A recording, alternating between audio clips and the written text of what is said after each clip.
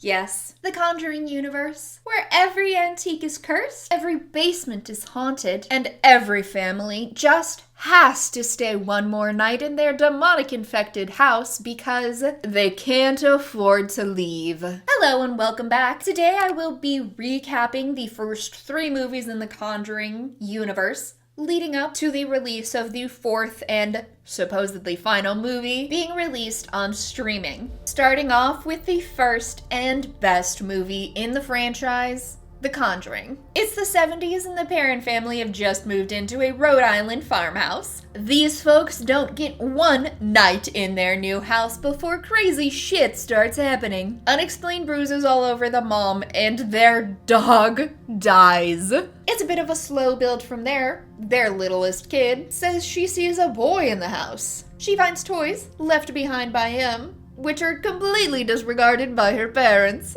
Another one of their daughters starts sleepwalking again, and another wakes up in the middle of the night, screaming. Enter Ed and Lorraine Warren. They are here to save the day because they wrote the book and they get to decide how helpful they were. A bit about the Warrens. Ed is an ordained minister, and Lorraine is a clairvoyant. So Lorraine detects the ghouls and Ed kicks them to the curb.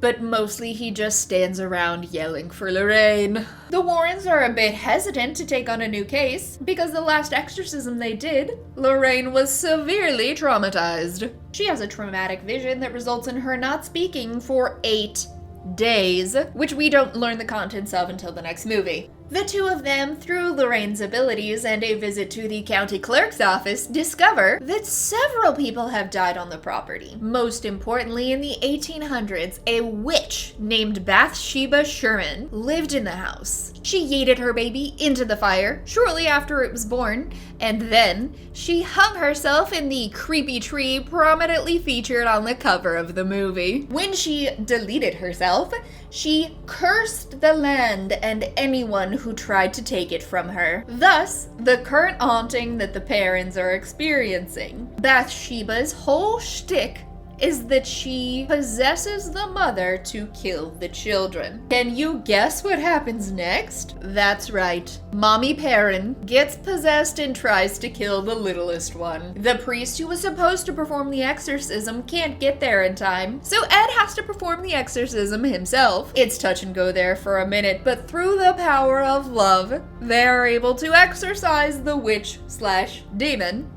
Family saved, and the Warrens are heroes. The Conjuring 2. A few years after the Perron family haunting, the Warrens are at Amityville. Lorraine has a vision of a demon dressed as a nun, which shows her the horrific death of her husband, Ed. This is the vision that she saw in the first movie. Hop across the pond to the Hodgson family in England. They are experiencing some crazy stuff after 2 of the kids in the family decided to use a homemade Ouija board to ask if their deadbeat dad was coming back. Although 2 sisters were involved in the Ouija board nonsense, only one of them ends up getting possessed by an old crotchety white man who died in the house some years before. This case gets a lot of media attention, which is how it reaches the Warrens over in America. The Warrens, though, are suspicious right from the jump because of all of the media attention this case has got, although they didn't seem to have the same issue with the Amityville case.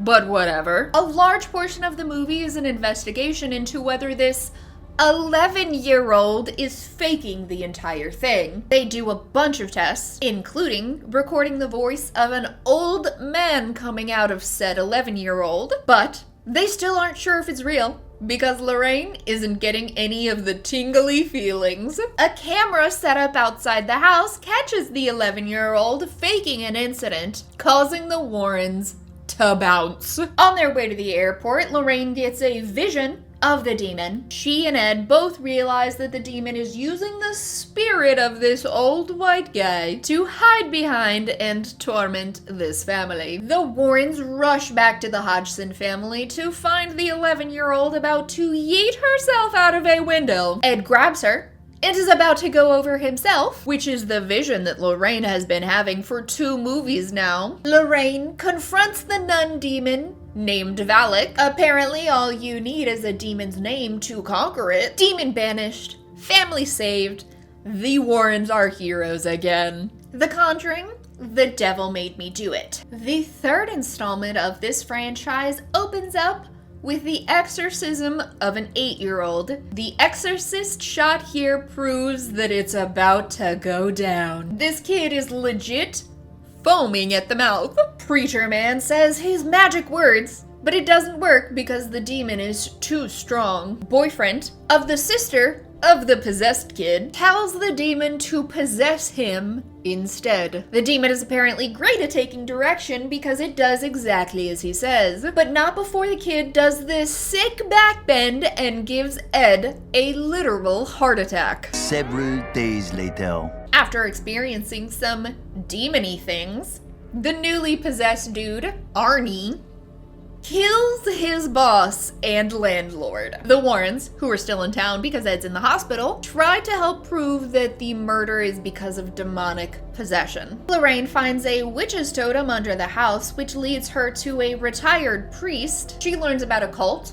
the Disciples of the Ram. After investigating several similar cases, Lorraine comes to realize that the occultist behind this is the secret daughter of the retired priest. The whole movie, Lorraine has been having visions of a creepy woman underground. Lorraine locates her secret base, but suddenly Ed is possessed and tries to kill her. It is only through the power of love that Ed is able to take back control, not kill his wife, and together they destroy the witch's altar and the demon kills the witch. Demon/witch gone, family saved, except for this one dude who goes to prison. And the Warrens are heroes yet again. The Conjuring Last Rites was released in theaters on September 5th, 2025, and should be released on streaming sometime in late October, early November. Thank you so much for watching. I hope you enjoyed this one. Go ahead and press some buttons down below if you're into that kind of thing. If not, I'll see you in the next one.